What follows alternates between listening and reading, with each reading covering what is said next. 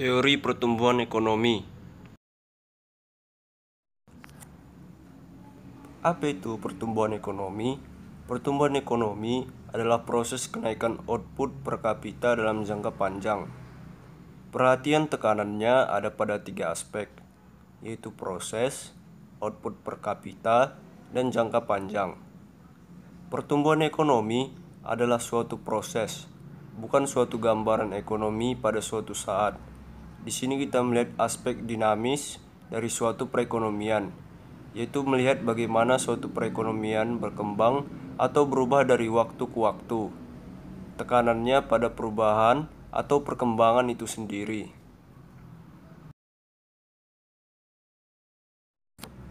Lalu, apa itu pertumbuhan ekonomi?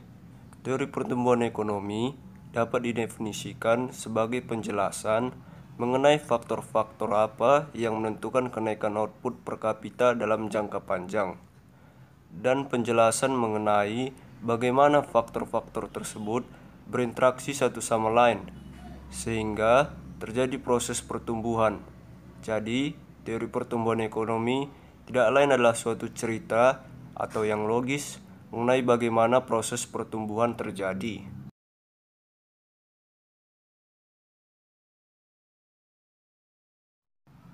Lalu yang selanjutnya, teori ekonomi klasik.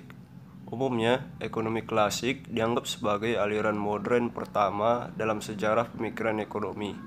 Pemikir dan pengembang utama aliran ini antara lain adalah Adam Smith, David Ricardo, dan Arthur Lewis. Ekonomi klasik menyatakan bahwa pasar bebas akan mengatur dirinya sendiri jika tidak ada campur tangan dari pihak apapun. Adam Smith menyebutnya dengan metafora tangan tak terlihat yang akan menggerakkan pasar menuju keseimbangan alami mereka tanpa adanya campur tangan dari luar. Ekonomi klasik menekankan pada penerapan harga fleksibel, baik dari segi upah ataupun barang. Penekanan lainnya terdapat pada hukum Say. Penawaran menciptakan permintaan sendiri. Artinya, produksi agregat akan menghasilkan pendapatan yang cukup untuk membiayai semua pengeluaran yang dihasilkan.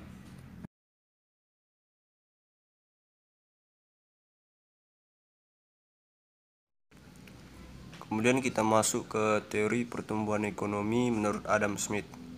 Adam Smith lahir pada 1723 dan meninggal pada 1790.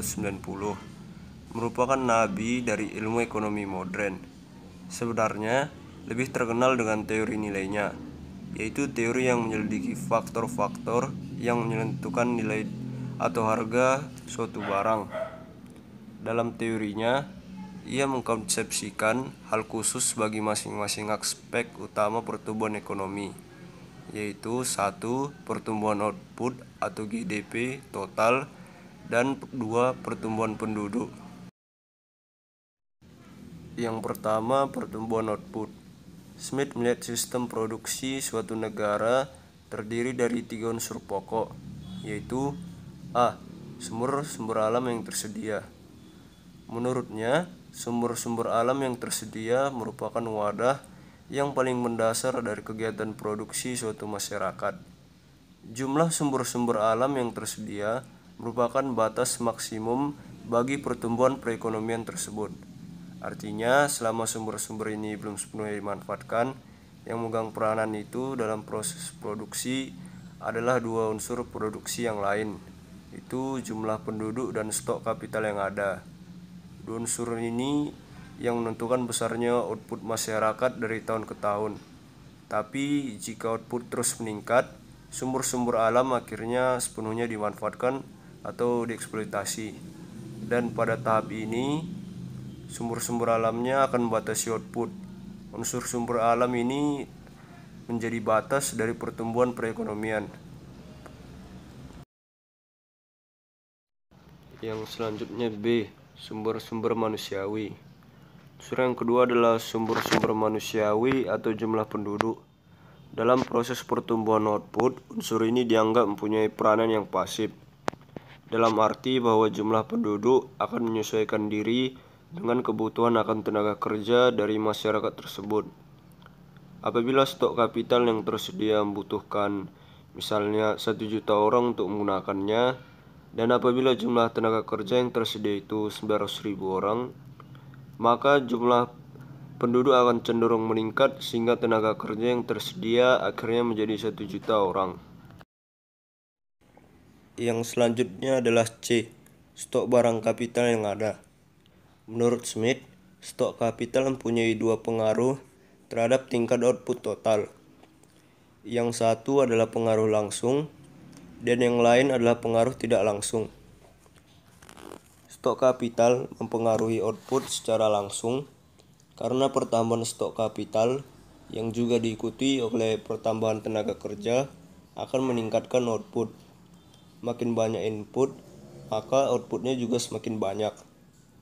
Kemudian pengaruh tidak langsung dari stok kapital terhadap output adalah berupa peningkatan produktivitas per kapita lewat dimungkinkannya tingkat spesialisasi dan pembagian kerja yang lebih tinggi. Makin besar yang stok kapital menurut Smith, makin besar kemungkinan dilakukannya spesialisasi dan pembagian kerja. Dan selanjutnya, semakin tinggi produktivitas per pekerja. Smith memberikan penekanan yang istimewa pada kemungkinan peningkatan produktivitas lewat spesialisasi dan pembagian kerja ini sebagai sumber pertumbuhan output. Selanjutnya poin kedua yaitu pertumbuhan penduduk. Penduduk bersifat pasif dalam proses pertumbuhan output, dalam arti bahwa dalam jangka panjang berapapun jumlah tenaga kerja yang dibutuhkan oleh proses produksi akan tersedia melalui pertumbuhan penduduk. Menurut Smith, penduduk meningkat apabila tingkat upah yang berlaku lebih tinggi daripada tingkat upah subsistensi, yaitu tingkat upah yang pas-pasan untuk seseorang agar bisa mempertahankan hidupnya. Apabila tingkat upah berada di atas tingkat subsistensi, maka orang-orang akan kawin pada umur yang lebih muda, kematian anak-anak berkurang, dan jumlah kelahiran juga bertambah.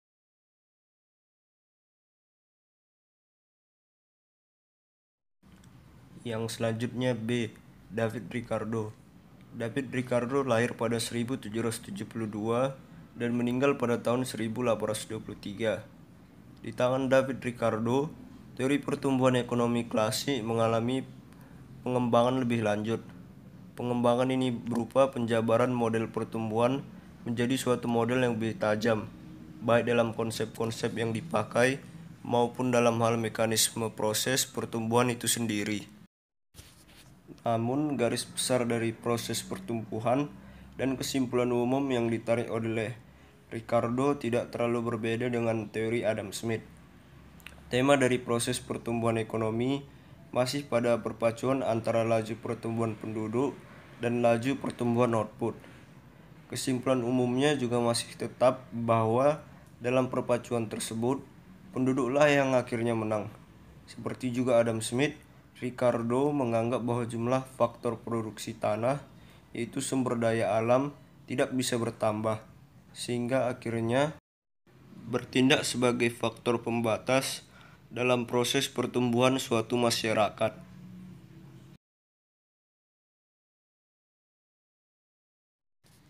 Kemudian yang selanjutnya teori neoklasik. Pendekatan neoklasik kuno atau pemikiran golongan kanan muncul karena golongan ini tidak setuju dengan terlalu banyaknya campur tangan pemerintah dalam kehidupan sosial ekonomi. Kritik utama mereka tujukan kepada praktik-praktik negara kesejahteraan atau welfare state yang telah begitu banyak mengalokasikan belanja pemerintahan untuk kepentingan kesejahteraan sosial. Golongan pemikir ini mengemukakan pemikiran agar sistem ekonomi suatu negara kembali ke sistem ekonomi kapitalis abad ke-19, di mana kebebasan individu berjalan sepenuhnya dan campur tangan pemerintah dalam kehidupan ekonomi hendaklah seminimum mungkin. Tugas utama pemerintah adalah untuk mempertahankan keamanan dan ketertiban. Sistem ekonomi, menurut pemikiran ini, hendaklah didasarkan sepenuhnya pada pemilikan individualitas faktor-faktor produksi, mekanisme pasar, dan persaingan bebas. Pemikiran ini menganggap bahwa masyarakat terdiri dari penjumlahan bagian-bagian masyarakat itu. Atau dengan perkataan lain, masyarakat terdiri daripada individu, sehingga segala sesuatu yang terbaik menurut pendapat individu merupakan segala sesuatu yang terbaik untuk masyarakat secara keseluruhan.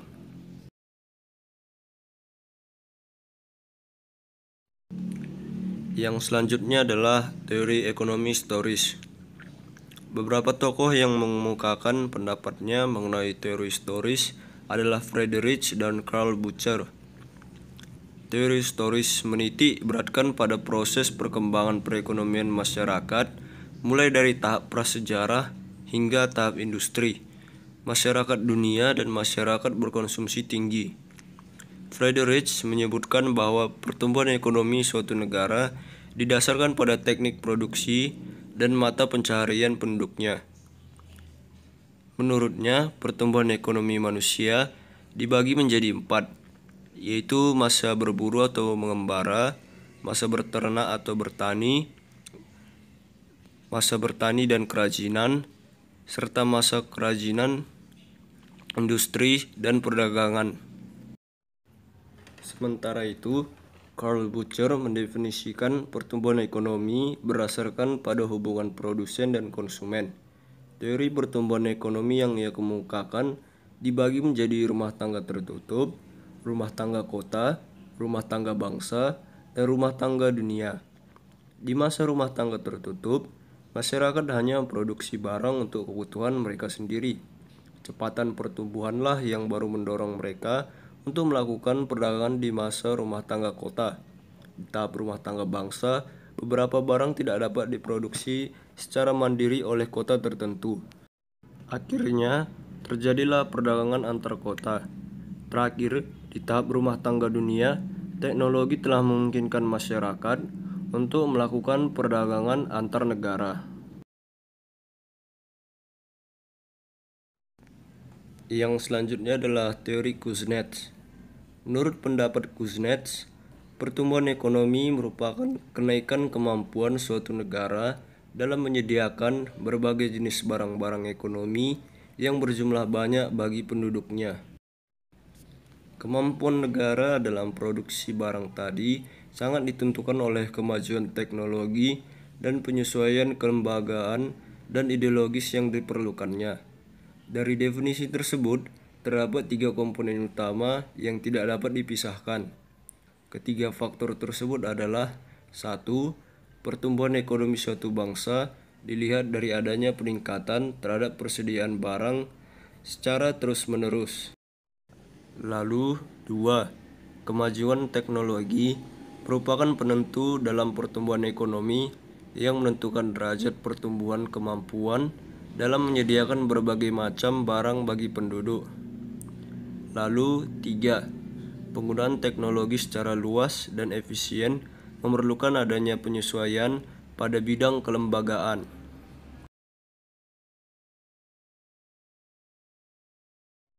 Terima kasih telah menonton. Apabila ada kesalahan dapat diberitahu pada saya.